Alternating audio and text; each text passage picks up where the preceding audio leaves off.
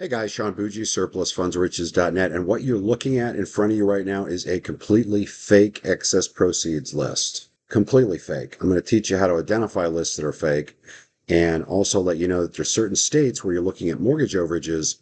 In those states, the trustee for the bank handles the surplus. So the county's not involved and the trustee will not provide you a list. Okay? So if you see lists for sale for California, Texas, Nevada, as well as a number of other states for mortgage overages, those are fake lists. I'm going to show you how bad this is. And first of all, I'm going to give you a little hint on things to look for to identify a wrong list. This is just so you know, we're going to catch this, guys. We're going to catch it if you're not generating the list like we tell you to, which is to get a list.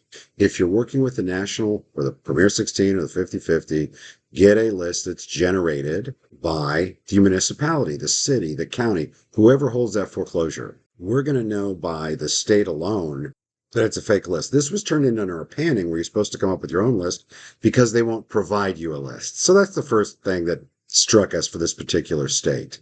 But again, Texas, there's a lot of states like this, but Texas, California, and Nevada are where we're seeing a lot of lists sold that are bogus lists.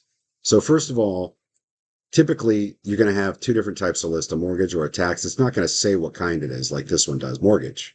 No, if it was mortgage, it would have been up at top, and it would not have broken it out like they're also keeping track of tax in the same list. They're not going to do that. As you come over to the outstanding amount, this is to give you an example, guys. You're going to see how far off this list is and why we're so tough on this, and why if you're using the national, the Premier 16, or the 50/50 program, and you're not getting your own list or getting it from a legitimate list provider like taxsaleresults.com, if you're not doing that, if you're using VAs or Fiverr, this is why we're going to, and this is your chance for amnesty to tell us that you did that so we can pull your files. We're not going to work with you if you're doing that. We're going to stop working for you if you're using sites with no credibility or people with no credibility. So here's the deal. This one says the outstanding amount, which, what is that?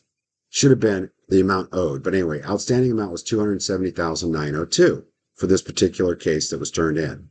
It also says the winning bid was $392,600 for an overage of $121,660.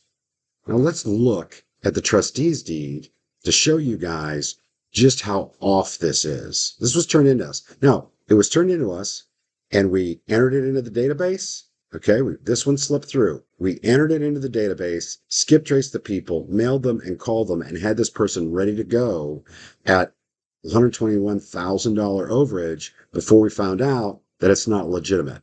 There's no money there. So not only has this researcher cost us time, energy, and a lot of money, it's also cost us credibility with the public because this person now is not going to get an overage. Okay, now let's actually look at the trustee's deed. This was the deed prepared by the foreclosing attorney on this property, and it will list the actual sales price, okay, $392, the amount of unpaid debt, $413. The property actually sold for less money than what was owed to the bank. What does that mean? That means there's probably a deficiency judgment against the person still, but what does it also mean? Property has to sell for more money than what the foreclosing entity was owed in order to create a surplus. There's not 121,000, none, zero, negative. Do you understand why this is so important? Guys, this has become an epidemic with some of our researchers, taking shortcuts and using lists that are bogus. This is what it's going to cost you. This is what it's going to cost you. There wasn't a dime of surplus in here, but according to their bogus list, it was $121,000. You have an amnesty period. If you were doing that, you let us know now. We can take the files out and continue to work with you. If this happens in the future, we're not going to work with folks that use this stuff. Don't take shortcuts, guys. Do the work. There's too much money here for you to take a shortcut.